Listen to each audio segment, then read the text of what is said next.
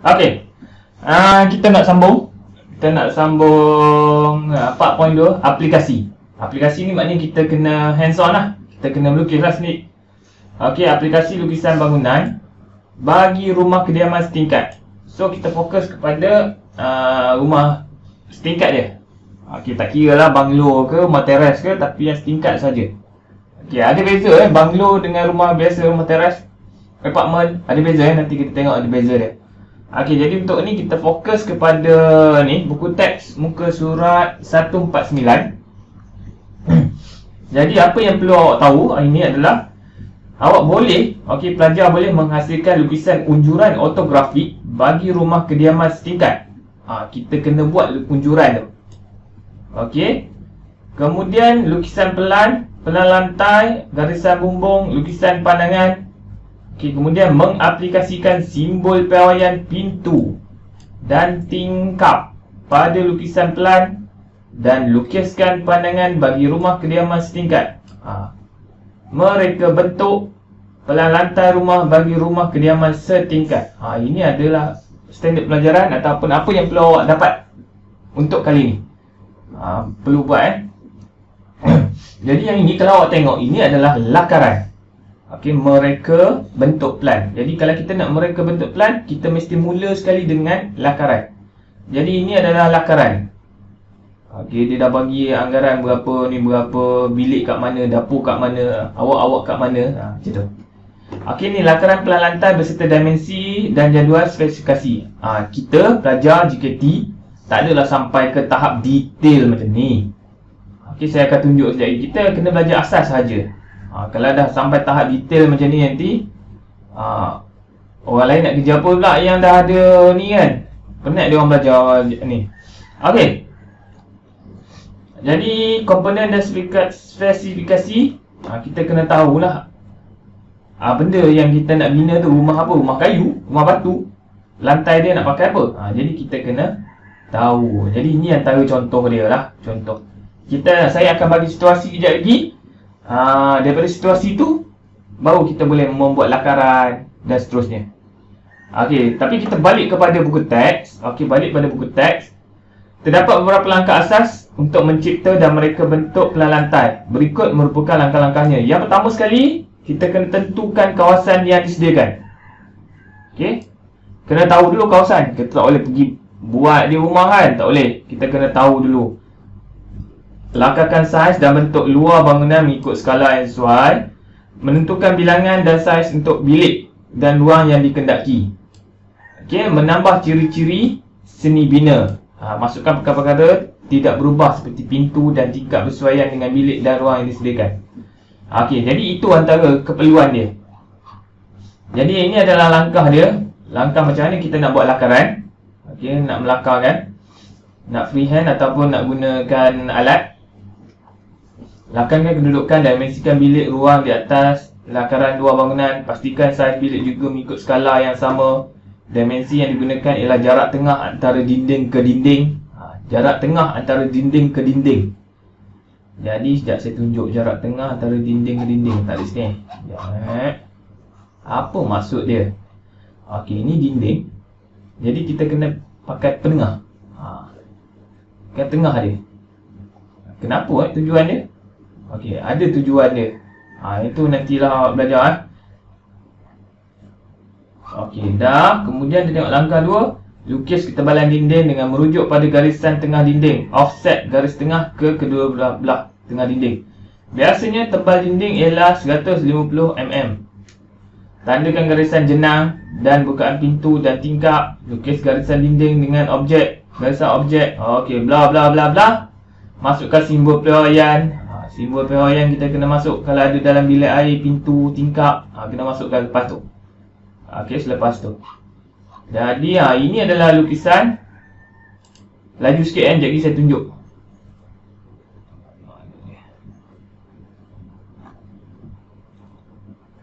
Kelajak lah ke? Saya pening kat dah. Dah lukisan elektrik lah. Kenapa jadi macam tu? Kelajak ni, kenapa?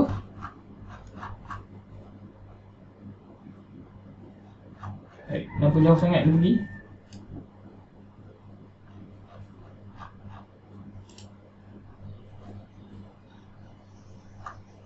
Oi.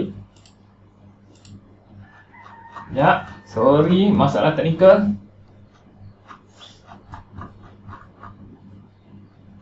Dah pergi sampai lukisan perpaipan lah. Kat mana tadi? Kat mana tadi? Kita kat mana? Kat sini kan? Ni saya tanda sini. Saya nak muka surat 161 saya nak pusing, rotate right. Okay, good. Okay, jadi bila kita dah lukis yang ini, kita kena pindahkan pula supaya kita boleh dapatkan ruangan untuk kita lukis lukisan ortografi. Jadi yang ini kita kena buat step ni step lukisan ortografi. Pindahkan dimensi sebenar dia, baru kita boleh mereka bentuk plan bumbung. Okay, kemudian mereka bentuk plan pandangan hadapan. Pandangan hadapan. Okay. Jadi nampak ni, lepas tu baru kita masukkan unit simbol dia, simbol pawaian dia, tingkap, pintu semua masukkan. Oh, nampak leceh kan? Nampak teruk banyak kan? Okay, yang ini biasanya kita akan ambil masa kan, dalam lingkungan 3 bulan untuk buat di sekolah. Okay. Okay, ni kaedah nak lukis bumbung. Rasa tak ada apa kot ini. Okay, tak ada apa. Okay, jadi mari kita tengok hands on. Okay, hands on. Kita rujuk sekali lagi. Saya pusing balik, pusing lagi sekali. Okay, aplikasi aplikasi. Okay, jadi mari kita rujuk dekat kita punya buku. Okay, sekejap saya adjust sikit. Okay, ngam. Okay, saya cari kertas.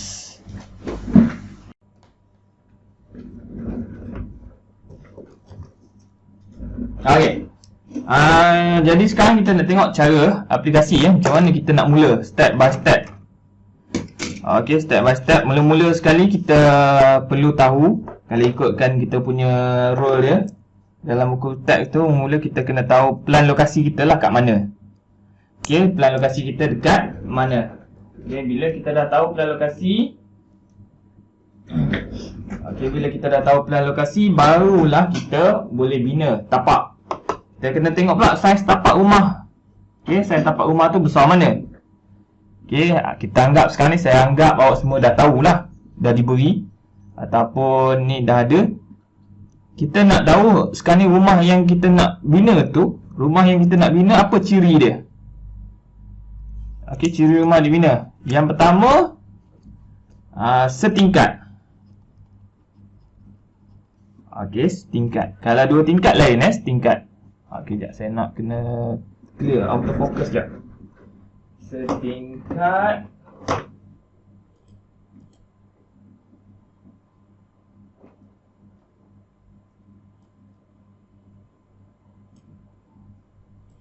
Okay, setingkat. Kemudian rumah yang kita nak bina tu ada apa? Okay, ada berapa bilik? Okay, katakan ada 3 bilik. Okay, iaitu bilik 1, bilik 2, bilik 3. Ada 3 bilik. Okay, untuk bilik ada 3. Jadi dekat bilik ni ada tak dalam tu bilik air? Biasanya bilik 1 lah kan, plus bilik air. Okay, dah Jadi kita ada bilik 1, bilik 2, bilik 3. Apa lagi yang kurang kalau rumah ni? Okay, kita mesti ada yang ketiga, ruang tamu. Betul Lepas tu apa lagi kita ada? Mesti ada dapur. Okay, last sekali. Sekarang ni rumah kita ni ada bilik air 1 je. Bilik ni macam mana? Kalau orang datang macam mana? Biasanya kita ada 1 lagi bilik air. Okay, bilik air yang kedua. Okay, bilik air yang kedua. Itu biasanya lah. Okay. Ada lagi tak kita tertinggal? Dapur, ruang makan ada? Okey, biasa kalau nak lukis pelan ni orang kaya-kaya kan. Jadi kita kena ada. Yang keenam, ruang makan. Okey, setengah ada lagi, ada ruang keluarga katakan. Ni semua kena ambil kira. Okey, ruang keluarga. Okey. Kalau bilik nak letak sampai 5 ke 10 pun tak ada masalah, tapi kita tengok pada bajet. Okey, berapa duit yang diperuntukkan. Berapa saiz tanah yang ada. Okey, berapa saiz tanah yang ada. Jadi kita ambil yang standard saja. Kita ambil yang standard, kita tengok okey ruang makan, ruang keluarga, ada lagi ruang ni. Setiap rumah biasanya sekarang ni mesti ada beranda ataupun ruang parking. Ruang parking. Parking, parking. Tempat letak kereta. Okey, habis Jadi semua ruang ni. Okey. Jadi bila kita dah ada maklumat ni, yang kita nak bina, kita kena tahu standard piawaian ataupun kebiasaannya minimum sesuatu ruang. Okey, minimum sesuatu ruang kita kena tahu, kita kena pergi fikirkan dalam sedikit. Sebagai contoh. Okey, bilik satu. Bilik satu ni kita kenali sebagai bilik master. Okey, bilik master tambah dalam dia mesti ada bilik air. So kita kena tahu ruangan bilik air ni berapa ukuran yang standard paling kecil yang sesuai dekat Malaysia ni. Sebab kita nak bina kan. Okey. Jadi kita kena tahu ruangan yang paling kecil. Okey, jadi biasanya bilik air ni, untuk satu bilik air ni biasanya 4x3. Apa tu 4x3? 4 kaki lebar, 3 kaki panjang. Lebih kurang gitu lah. Buka pintu 3, panjang 4. Okey. Ataupun kalau rasa berat sangat kaedah cikgu ni, kita boleh buat macam kotak. Okey, buat kotak. Kita kena tahu bilik satu ni siapa yang nak duduk, master kan. Master, dalam bilik master tu nak isi apa? Katil. Katil apa? King, queen, single. Jadi kita kena tahu. Okey, kalau katil king, dia ada saiz yang besar. Jadi berapa saiz dia? Okey, jadi ini kita kena ada ukuran. Nanti saya cikgu tunjukkan standard. Okey, tak apa cikgu tunjuk lah. Sebelum tu kita tengok. Okey, kita tengok dulu kan carian kita. Okey, sorry, carian. Saiz bilik tidur. Saiz minimum bilik tidur. Okey, saiz bilik tidur standard. Boleh? Kita try tengok ah. Keluasan bilik yang sebuah rumah kediaman. Ni daripada DZ Creation. Okey, mengkaji ni. Kita boleh ni tak apa, kita tengok satu je. Okey, ni dia beritahu saiz minimum keluasan bilik mengikut kehendak. By law. Ni dah orang kata pergi jauh ni. Bilik pertama mesti 9 meter persegi. Bilik kedua mesti 9.3 meter persegi. Bilik-bilik lain 6.5 meter persegi. Ukuran kelebaran minimum 2 meter setiap bilik. Ada minimum. Sebab dia ada kelebaran dia. Okey, master bedroom dari segi ukuran dia pula ialah sekitar 10 x 12 kaki. Ataupun sekurang-kurangnya 5.5 x 2 meter. Ini adalah saiz minimum. Okey. Bagaimana pula ukuran 10 x 10 untuk master bedroom?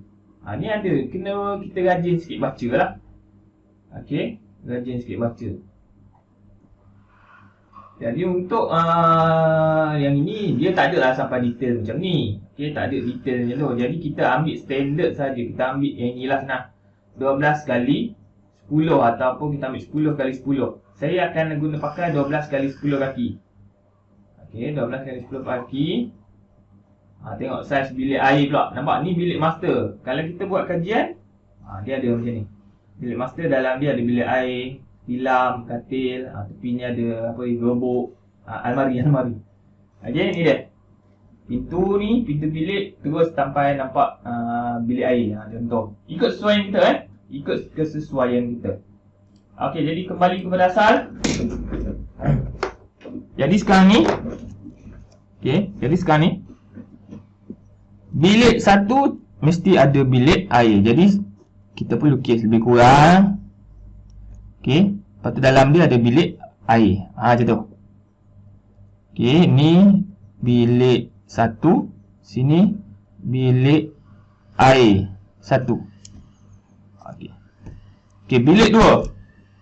Okey, bilik 2 kita pun lukis lebih kurang je, tak apa. Okey, bilik 3.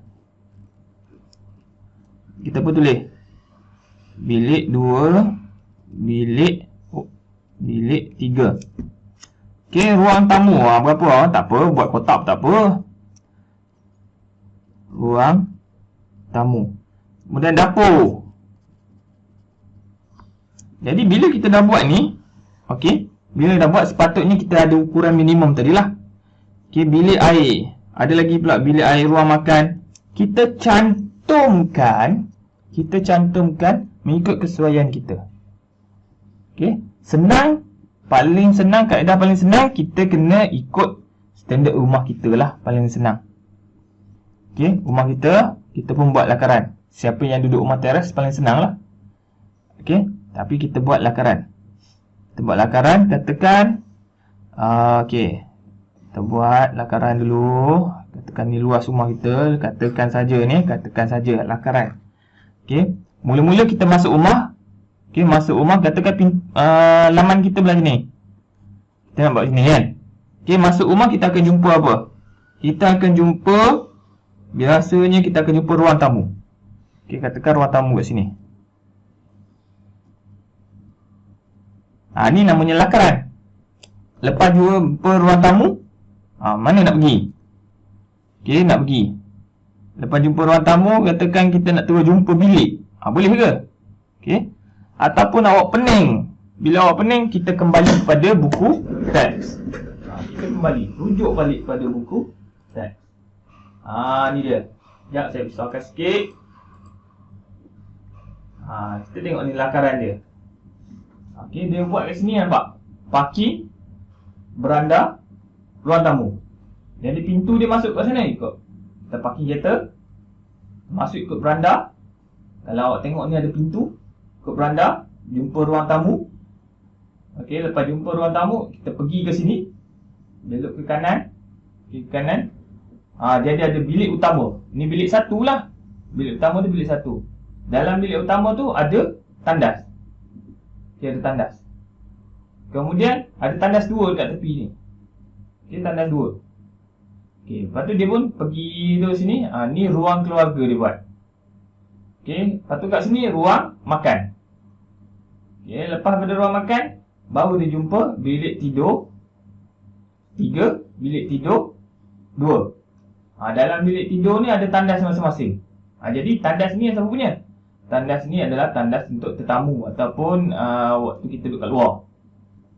Okay, nampak? Okay. Kalau kita dah memang bajet ataupun kita ni customer minta ada 2 tandas dia.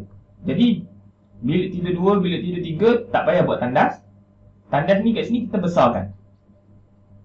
Kalau kata dia tak nak ada ruang keluarga, ruang makan, dia nak makan dekat dapur je. Jadi kita boleh buang yang ni. Buang ni kita pindahkan dia.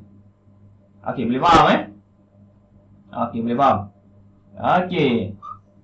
Jadi sekarang ni bila kita dah ada susunan atom macam tu, okey, susunan atom. Okey, susunan atom sekarang kita ada susun atom macam yang dia nak ni lah. Bila dah ada susun atom, kita kena lukis macam tu. Okey. Bila dah ada, kita kena buat lakaran. Kita ambil ukuran. Kita kena lukis lah. Okey, contoh yang ni macam saya nak buat lah. Okey, ruang tamu. Okey, masuk ruang tamu akan jumpa dekat sini bilik. Okey, yang ni tak sesuai ni. Tak sesuai. Tak apa, kita ambil yang tadi. Okey, kita ambil yang tadi. Okey. Jadi nanti bila kita dah dapat lakaran tu, kita dah buat lakaran macam tadi tu kan. Okey, kita tak ada ni pula dah. Okey, bila kita dah ada lakaran tu, nanti bila kita dapat kertas A4, okey, kertas A4, first step adalah kita melukis semula. Okey, kita melukis semula pelan tadi. Okey, pelan tadi kita lukis semula di sebelah sini. Okey, bila dah lukis mula. Okey, bila kita dah lukis mula kat sini, kita membuat sudut 45, kita turunkan. Jadi kita kena ada, sekejap.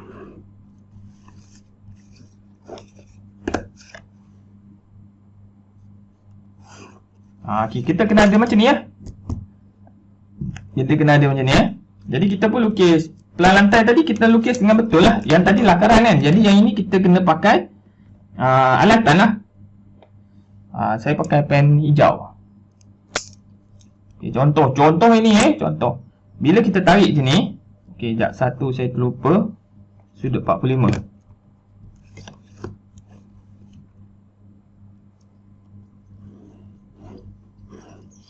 Okey, ini sudut 45 Jadi bila kita tarik saja ini, kita terus tarik dia sampai ke sini sudut dia. Okey, tarik semuanya. Okey, katakan jarak dia kita buat 2 lane je, 2 roll je, senang.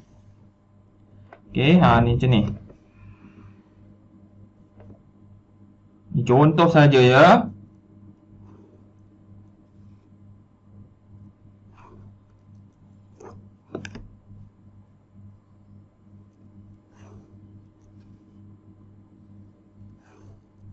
Okey, katakan kat sini adalah bilik.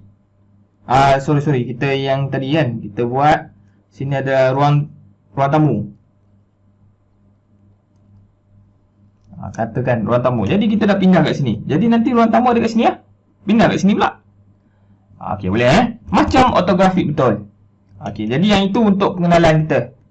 Okey. Jadi kalau kita nak lebih mahir, selepas kita dah rancang macam tu, lebih mahir, kita kena buat yang ini. Barulah tak banyak kerja sangat. Okey, buku modul. Sekejap, saya cari balik. Buku modul, muka surat. Saya buat ni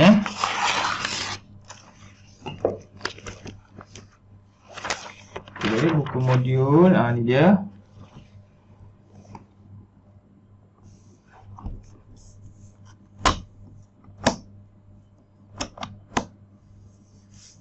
Okey, buku modul muka surat 61, soalan nombor 13. Okey, soalan dia minta Raja 9 menunjukkan pandangan sisi kiri. Okey, Raja 9 pandangan sisi kiri. Okey, ni dia sisi kiri dia. Okey. Dan pelan lantai yang tidak lengkap. Lengkapkan garisan bumbung dan pada pelan lantai, lengkapkan pandangan hadapan. Ni banyak. Jadi yang ini saya tunjuk dulu cara dia. Nanti kita buatlah. Sebab yang ni dah sampai ke level yang satu lagi. Jadi yang ni saya nak tunjukkan bahawa nanti kita dah lukis pelan lantai ni, lakaran dia kita lukis macam ni. Jadi kita pindahkan ke sini supaya kita dapat semua. Okay, jadi yang soalan ni, jadi macam ni step dia. First step.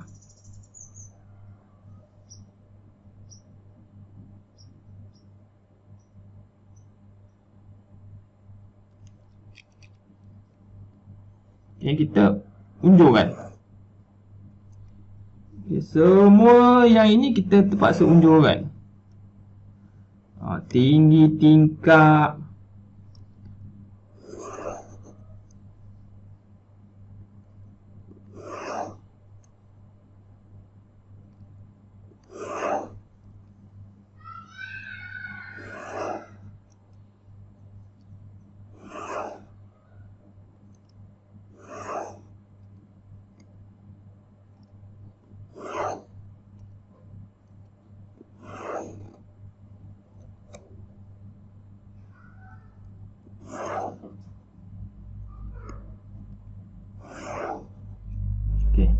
Bila kita dah unjurkan macam tu, okey, dah unjur macam tu, kita ambil yang sebelah sini pula. Put naik sini satu. Lepas tu yang paling atas sekali. Bawa saya naik sini satu. Kenapa Lepas tu yang sebelah sini pula. Kenapa saya kata buat naik? Sebab kita nak cari sudut 45 darjah dia. Okey, sudut 45 darjah dia pula. Okey.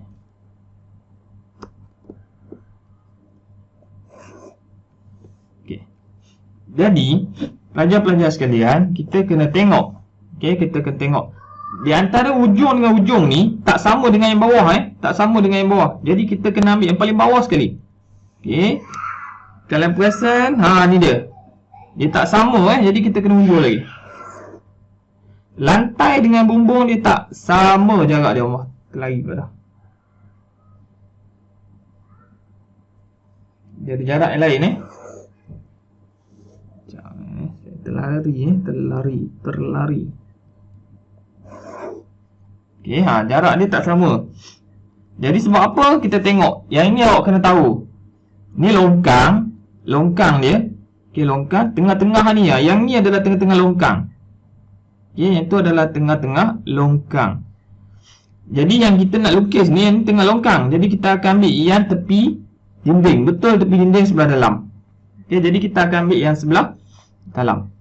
Bila dah dapat je ni, kita pun gariskan sudut 45. Okey, kompon dah dapat 45. Tu dia. Naik 45. Jadi semua ni kita akan pindahkan. Okey, kita akan naik dan pindahkan.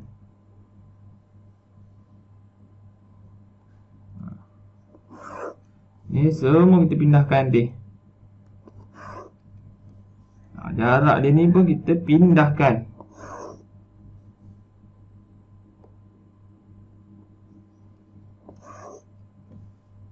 Terutama sekali yang bahagian bumbung bumbung. Okey, bumbung dinding.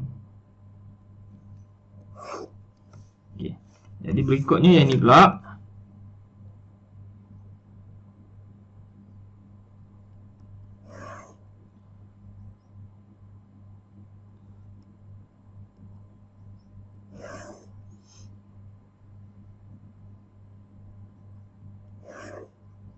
Okey, kita pindahkan. Okey, habiskan semua. Okey, kalau saya tunjuk step by step ni akan lama makan masa video ni, saya akan skip. Okey, sekali skip saya akan tunjuk pada skema dia lah nanti.